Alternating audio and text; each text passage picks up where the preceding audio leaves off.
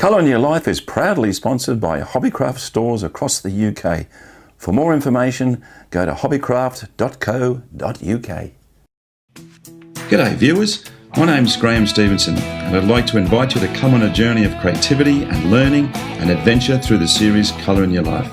There's an artist in every family throughout the world, and lots of times there's an artist deep down inside all of us as well. So grab your kids, your brothers, your sisters, your aunties, uncles and mums and dads, and come and see how some of the best artists do what they do.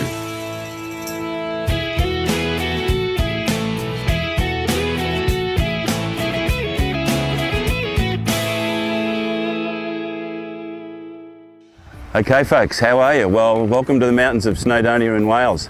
Fantastic to be here. Colour in Your Life, crossing the oceans and coming to the UK with the help of some fantastic people over here.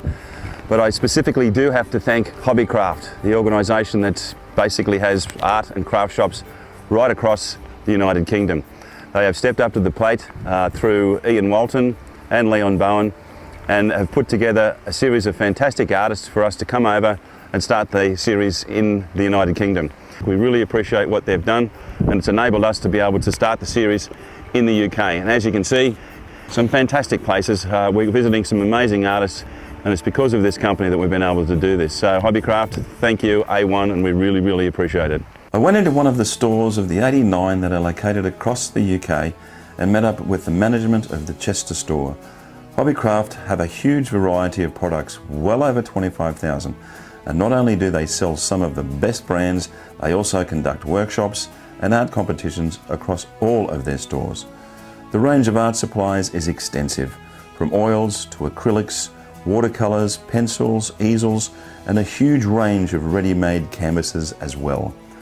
Whether you are a novice or a professional artist, Hobbycraft is there to advise and assist, not just the individual artist, but art groups of all kinds right across the UK. Their mission is to inspire and encourage the passion and pleasure that the creative mind can be. Drop in and say hi and catch up with the team at hobbycraft.co.uk.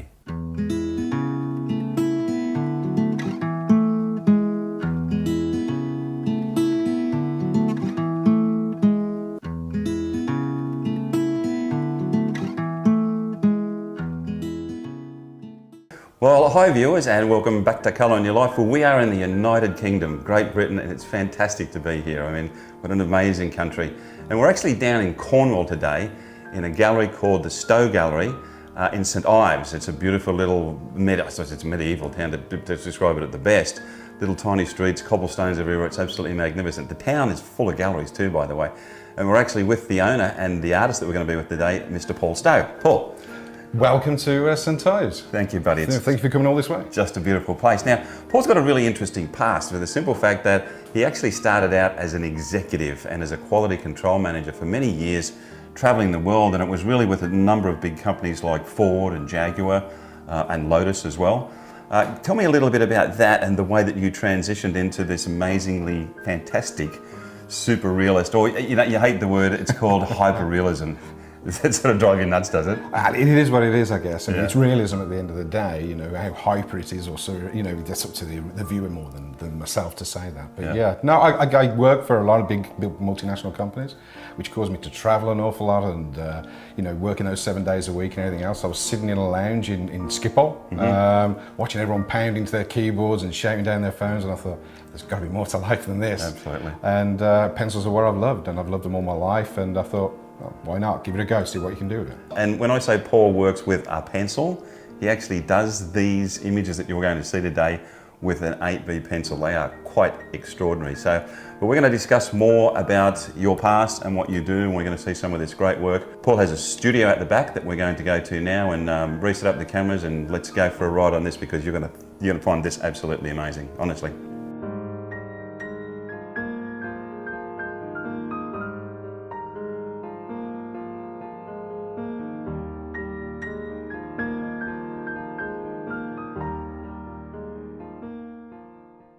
Now, we're going to start on the piece. Now, what you've got there is you've got one that you've reasonably started, and because the fact that you take such a long time to do these, I mean, there's many tens of hours that are put into these pieces, You're actually going to do it in 3 stages today, so you've prepared some stuff so that the people can actually see you go along with this.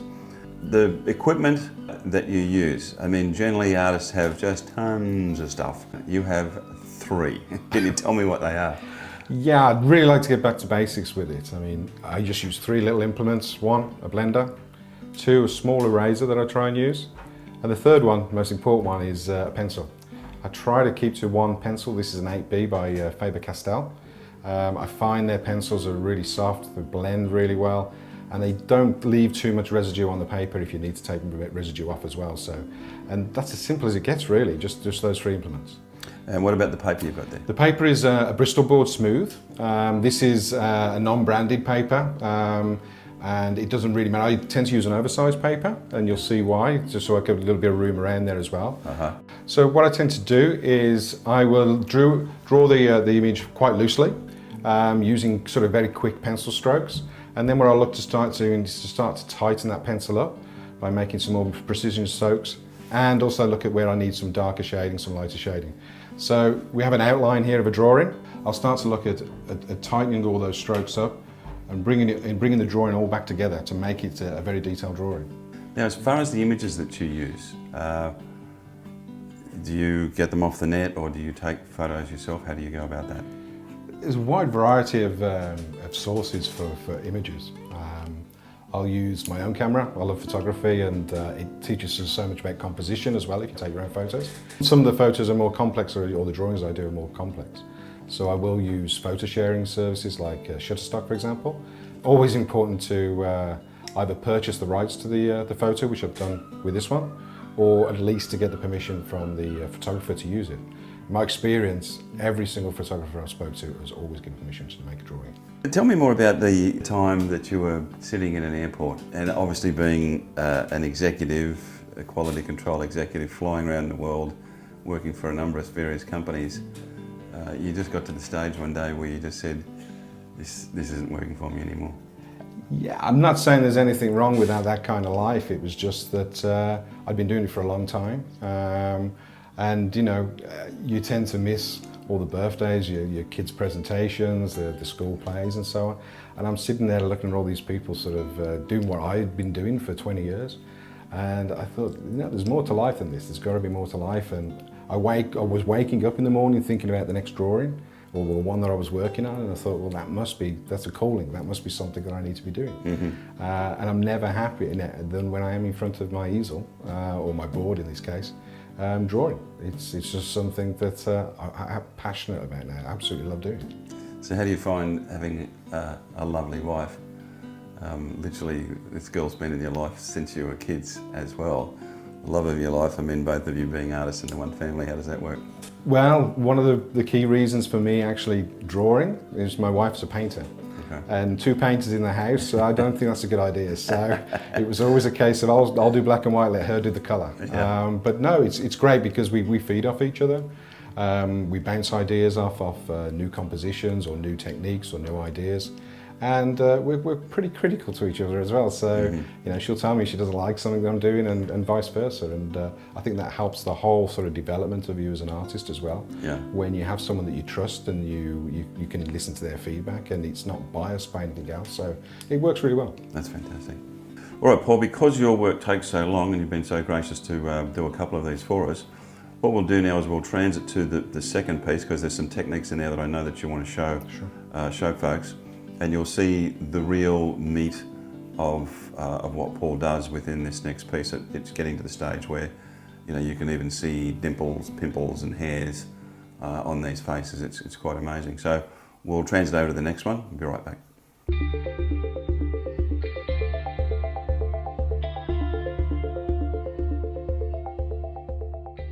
Okay, well, we'll pop the second drawing up.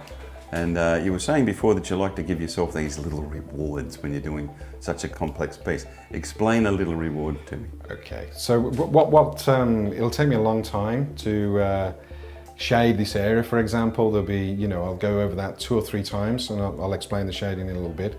But that might take 2 or 3 hours just to get this one area here to how I like it, to make sure the tone's right. So after that 3 hours and your fingers are hurting, you want to sort of, it's a fairly dull area, that bit of the cheek, so I can see a nice water drop down here. And I'm thinking, yeah, that's a real focal point for the whole drawing. I want to get that one done, just to gee me up again to do a nice big piece down here as well. That's going to take a few hours. So there's a lovely water drop here that's just dropping off the lips. So I'm just going to be looking at, well, okay, how can I get this one finished, and how can I turn myself back onto the drawing? Yeah. So with the detail, I think it will probably become quite cathartic after a while, or even very zen. What do you think about when you disappear in one of these drawings? I'm still thinking about what I'm doing, to be honest with you. I don't really have that automatic zone yet. Maybe that'll come in the years as they go by. But I'm still thinking about, well, how does this piece interact with this piece? Do I need to keep that clean? Do I need to shade that piece? What next piece am I going to do? Have I got a sweaty hand that's going to make a nice palm print on the paper? These kind of things. So it's all about the drawing, I have to be honest with you. But that's the reason that you actually use either the silk cloth or the piece of paper. Yeah, I tend to do that. I want to make sure that the viewers can see what I'm drawing today, but I would always have something under my hand, just to make sure that you don't get any palm print on there or sweat on there or anything like this. It'd be surprising, as soon as you get something on the paper, the drawing can be ruined. It just comes through. So you have to be very careful about what you put on there. And you really do consider yourself as a purist pencil artist. You don't use graphite powder or charcoal or black paper. I mean, it's white and the pencil. Yeah, it's a little bit strange, really. I guess it's one of those things that to explain what you do. If you start to use complex materials or complex products, it all becomes mixed media and falls into a whole new grouping. I'm pencil and paper, and that's it. It's a little bit strange, because I'm sure I could help myself by using different materials, but I don't know. It's something I've said that's the way I'm going to do it, and that's the way I've always done it. Fair enough. So what I'm doing now is I'm just using the edge of the blender. It's a clean blender, just using that to just push the material around the paper. And what that does is gives it a lovely sort of translucent effect. And you can start to see already that this is forming into a little bit of a water drop. There's no right or wrong with water. I mean, as long as you've got your sort of refractions right, so if anything's passing through it, that it sort of twists it a little bit. But there's no right or wrong, really. It's just really about getting some nice smooth edges on there and some nice graduation between the darks and the lights. It's the details that you draw that most people never notice. Yeah. But those details are what makes the drawing at the end of the time actually look realistic or not. And some people will try, or you could try and actually avoid all the hard work and not put those details in, because you think, well, people are never going to notice that pore, or they're never going to notice that small hair. But actually, it's the overall thing will suffer for it. Yeah. So by putting all those in there, it'll make the final piece look much better. Absolutely. So all I'm using a technique here called a circular technique. So all I'm doing there is creating tiny little circles all around the drawing, all around this bottom line here. And what that does is it gives an unevenness. So rather than if I just sort of put strokes in with a pencil, you end up with a very flat surface. Whereas the circles, and what you'll see is I'll blend these in a moment, they create a very uneven, and the tones will be sort of very varied. So I'll just do a small section there, and then I'll use a blender. Sure. And what I'll do is I'll just blend all those circles in, not fully, but just blend them in there to take away their edges. And then I'll use my little eraser. It's a very small diameter eraser. And then just do the same thing, circular movements, just over the top. So what I'm doing here is I've put some material on, I'm taking some material off, I'll blend this again, and I might do this 4 or 5 times. And what that does is create a little bit of depth, because you don't want it completely flat, and it'll create that unevenness that skin has.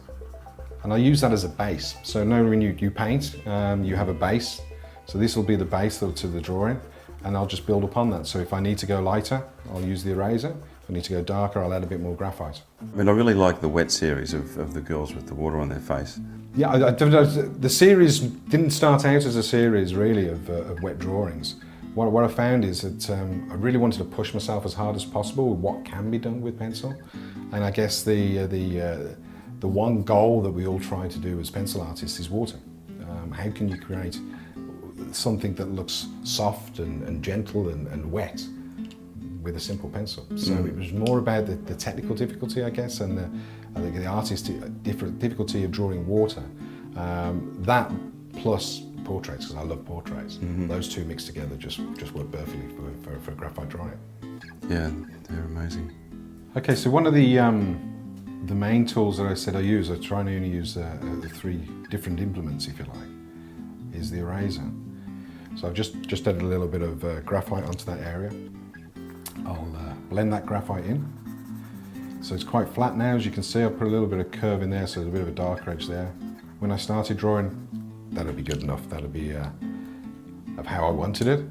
But if you just use the eraser, you can just sort of then start to really bring that to life by a bit of a low light underneath that bit there, a low light under there, and then you can just try and start creating some textures on there.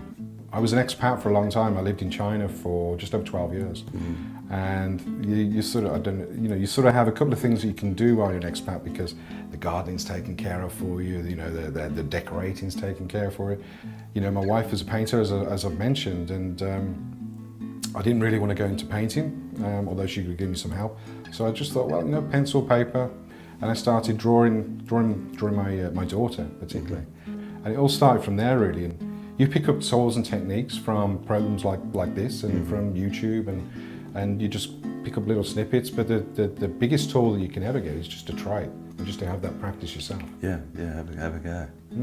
So all I'm doing here is just adding graphite and then taking it back off, adding a bit more graphite, low lights, highlights, trying to create a different tone there, just to see if I can create a little bit of texture, but also a little bit of depth and 3D effect to the overall lips there. So there's a little bit of darkness here, which sort of, as it bends in, and then bringing the light out to the top as well. So again, you'll see I'll go over a lot of the work many times. Yeah. And it just helps provide a lot more depth. Maybe it's indecision by me as well, but until I'm really comfortable with the way that something's going to look, I want to just, I can do this. I can just take it on, take it off, put more on, and just work with the piece until I'm really happy. And you've also done some really beautiful nudes as well, figure studies. But you can actually see the texture on the girls' skins. It's fantastic. I guess the traditional way of going through any sort of art education, which I didn't have, was the figure life, still life, and figure drawing is a key part of that. Yeah. I never did that, and understanding the human anatomy must be, and it is a key part of any art form. So I decided to do a series of drawings where trying to show emotion without showing facial features. So you'll notice that all of the drawings, you can't see the face, there's no shadows, there's no backgrounds, there's not even any floor in there. And the idea is purely to try to understand what their expression is, what they're going through, just from the pose that they're in.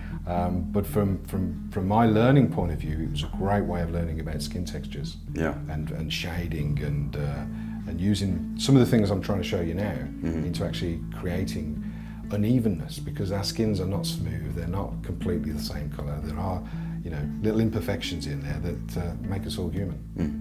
Well, you've made some fantastic progress there, Paul. But as we did say when we started, that you've got one that's almost completed, but there are some things that you would like to change in that. And once again, because it takes you a very long time to do these, we're going to transit over to that one, and then the folks can really see the amount of incredible time and effort that you put into these pieces.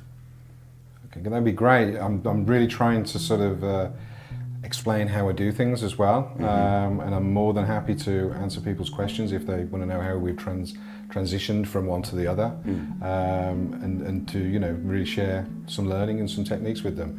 If they're not getting enough from what we're doing, because I know it's difficult with the time that we have. People just need to contact me on www.stowe.gallery. Beautiful.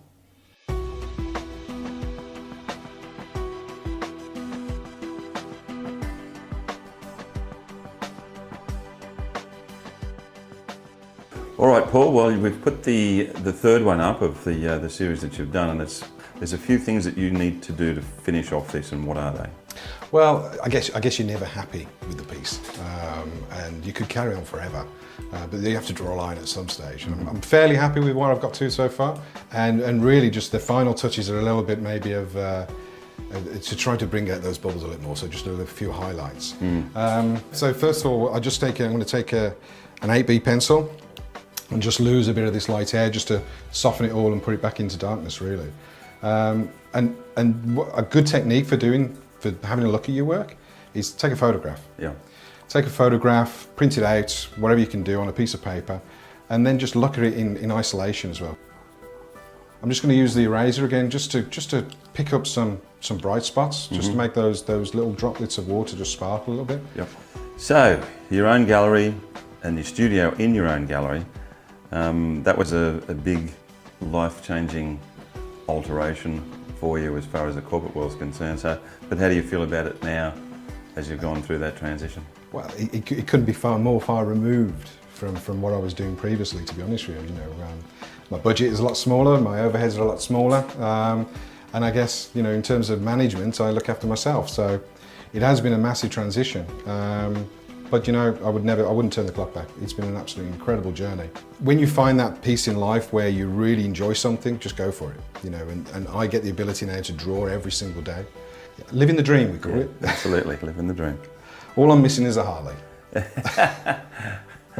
We'll get you a black Vespa. You mightn't do as much damage if that's the case. So from my point of view, and I'm happy to do some changes if you think they're necessary, but I'm pretty much done here. I think I could spend another 20 hours on it, but I've got to know when to quit, and I think that's about as good as it gets. So. I think it's amazing work. I think everybody that's out there watching is I've been witness to a man that really has an incredible talent when it comes to a pencil and a rubber. So that will give you an idea of what can be achieved if you really, really put your patience and your mind into it. But that was fantastic. Thank you, Graham. Much appreciated. Well, a great day in the UK, in St Ives in Cornwall. That was pretty cool, pal. Paul? Thank you, Graham. Thank you for letting us into your beautiful studio and the gallery as well. The gallery is a fantastic gallery. Now, if anybody wants to come and see you, if they're down in the Cornwall area, what's your website again? Well, the website is www.stowe.gallery. So no .com, no .uk, just .gallery. And we're based in St Ives. Most people in the UK or visiting the UK will find St Ives. Most beautiful place in the world, outside of Australia, of course. It's very pretty, it really is. It's beautiful. And the old cobblestones, they've got the second oldest pub in the UK here. It's 700 years old down the road, and then really is a magnificent area. So if you want to put a great artist on your bucket list and a beautiful area, I would suggest you come here. We've just started the UK side of things. We're very excited about it, and we think it's going to expand incredibly well across this country with all of the amazing people that are dealing with us. You can come and see us always at our Facebook page and in YouTube. We're expanding in there as well, and also at colorinyourlife.com.au. But we're going to continue our journey around this beautiful country and go and see some more people. But until we see you guys again, remember, as always, in the UK, remember, make sure you put some colour in your life. See you guys. Bye now.